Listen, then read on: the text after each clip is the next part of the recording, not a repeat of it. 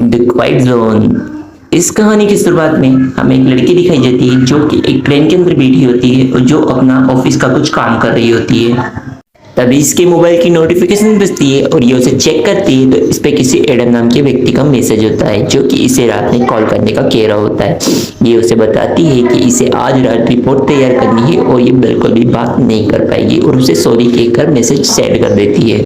फिर ये वापस से अपना काम करने लग जाती है और काम करते करते वक्त इसे काफी थकावट होती है, इसलिए ये अपनी आंखें बंद कर थोड़ी आराम करने का कोशिश करती है। तभी इसकी नींद किसी के सीटी बजाने की आवाज की वजह से खुल जाती है, लेकिन जब ये अपने आसपास देखती है इसे कोई नजर नहीं आता है। ये ट्रेन पूरी तरह खाली होती है, लेकिन जब ये थोड़ा सा झांक कर देखती है तो इसे अपने आगे की 2 सीट छोड़कर तीसरी सीट पर कोई व्यक्ति बैठा हुआ दिखाई देता है। लेकिन ये ट्रेन के ऐसे जोन में बैठी होती है जहां पर आवाज करना बिल्कुल भी मना होता है, लेकिन ये उस आदमी को कुछ भी नहीं कहती है और अपना काम करने लग जाती है।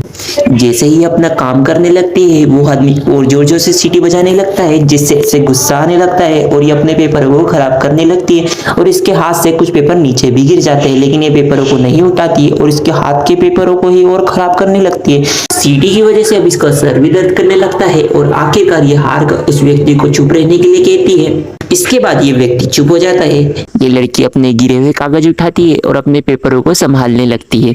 जब ये उस आदमी की ओर देखती है तो वो आदमी पहले तीसरी सीट पर बैठा था, अब उठकर वो दूसरी सीट पर आ जाता है और इसे काफी डरावनी स्माइल से देख रहा होता है। अब इस लड़की का स्टॉप भी आ जाता है और ये लड़की अपना बैग उठाकर इस स्टेशन पर उतरने लगती है। जब वो दरवाजे के पास जाकर उस आदमी की ओर वापस देखती है तो वो आदमी वहां से गायब हो जाता है। ये लड़की इस स्टेशन पर उतर जाती है।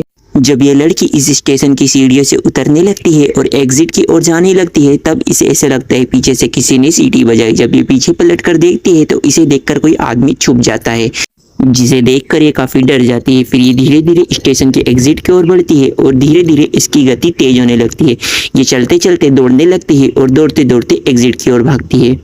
एग्जिट पर जाकर जब ये लड़की बाहर जाने लगती है तो यहाँ की मशीनें काम नहीं कर रही होती, यहाँ की सारी मशीनें खराब हो चुकी होती है या फिर वो इसे कह रही होती है किसी से मदद मांगे। ये फिर से ट्राई करती है लेकिन सारी मशीनें उसे सिर्फ यही बता रही होती है किसी से मदद मांगे। तभी इसे पीछे से किसी की चलने की आवाज आती है। डरते हुए पीछे पलट कर देखती है तो वहाँ पर एक लड़की होती है जो कि दूसरी ओर से एग्जिट कर लेती है। उसे देखकर ये भी दूसरी ओर से एग्जिट करने के लिए निकल जाती है।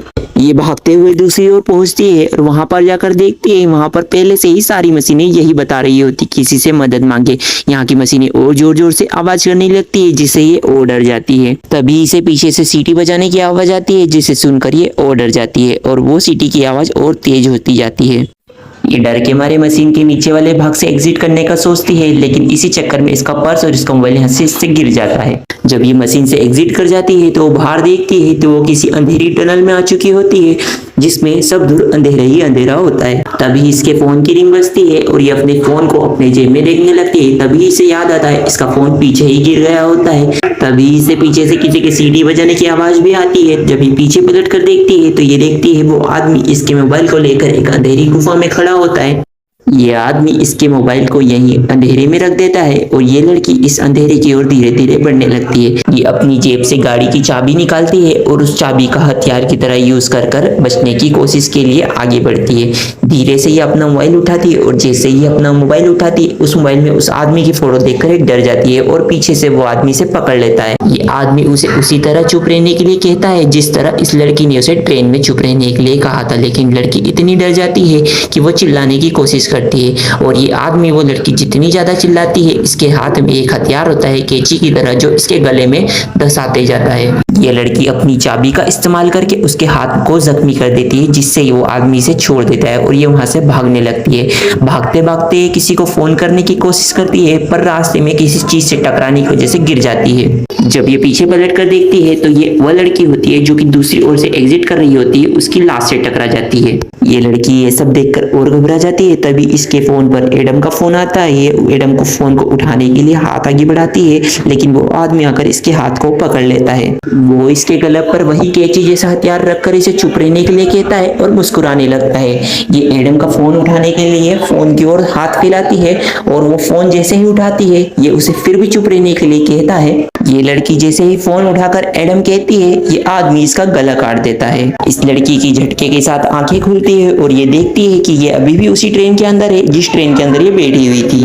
तभी इस लड़की को पता चलता है जो अभी तक इसके साथ हुआ वो सिर्फ एक सपना देख रही थी।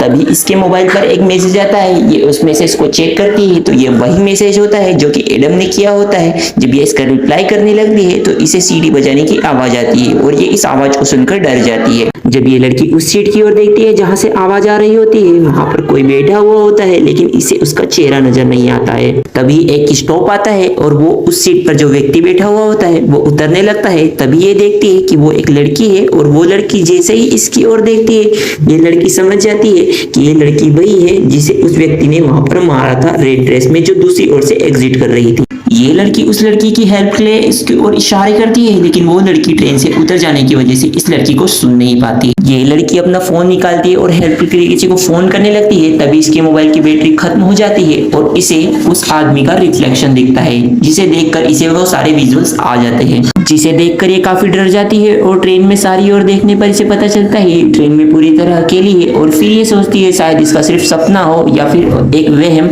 और ये आंखें बंद कर आराम करने का सोचती है। जब ये आंखें बंद करके आराम कर रही होती है तभी हमें कांच में उस आदमी का रिफ्लेक्शन दिखाई देता है। फिर अचानक से इस लड़की को सीटी बजाने की आवाज आती है और ये डर के मारे आंखें खोलती है और जैसे ही आंखें खोलती है ये कहानी यही खत्म हो जाती है।